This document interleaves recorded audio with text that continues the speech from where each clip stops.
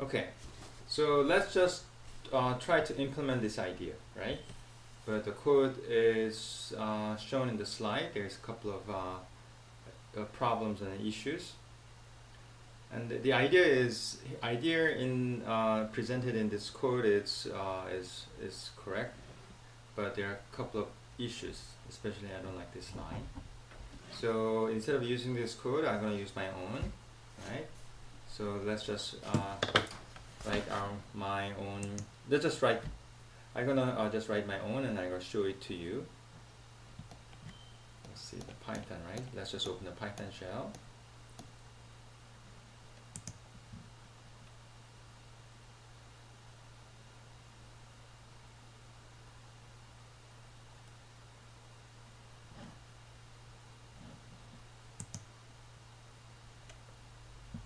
Okay, so let's just open the Python shell, new file, and then the value string.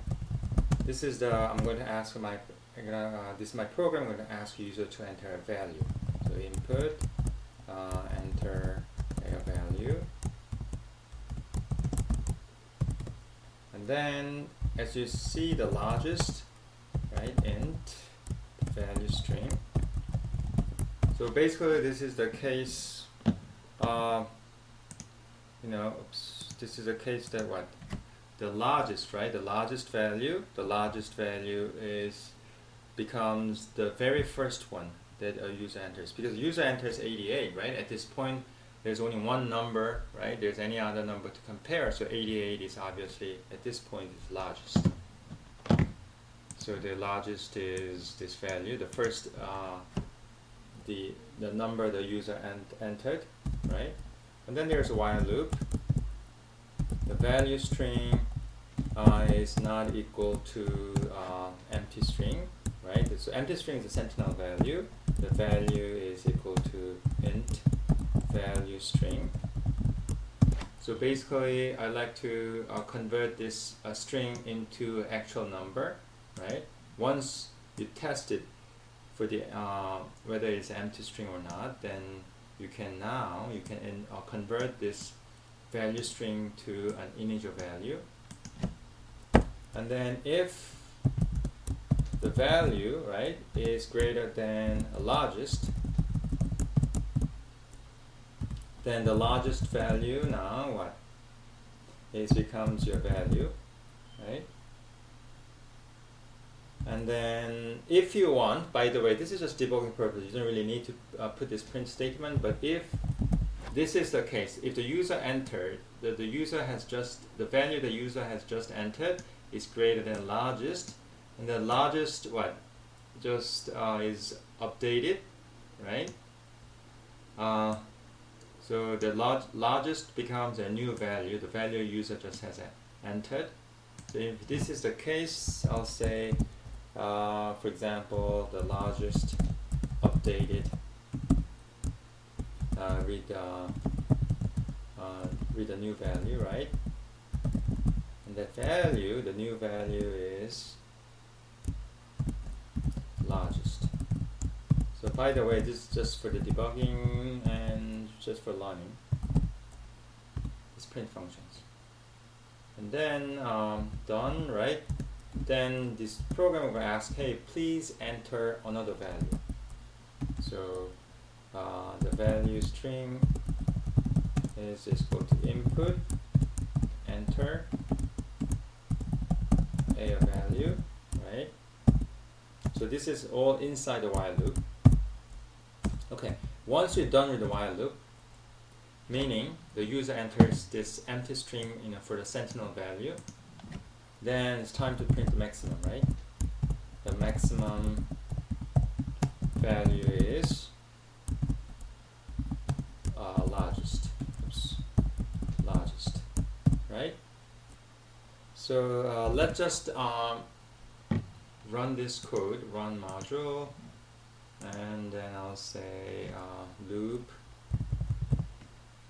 the max example, say 2.py, and then pretty much I'm going to use this example 88, 90, 185, right? So first I put 88, and then 90, and then 100, and then 85. So, and then for the sentinel value, I'm going to just press the enter. But the largest is not defined, so obviously there's some problem with my code. So let's just go back. They said the largest. Okay, so see, there's a so of course LIRGET is not defined, so I have to use the largest. So I made a mistake. Should be LAR largest, right? Good. So let's just run this module and then run. Okay, so 88, 90, 100.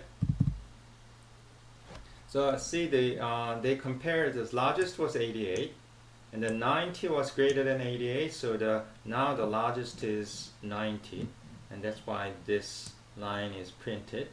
The largest is updated with the new value 90. So this time when I enter, I'll see the same message.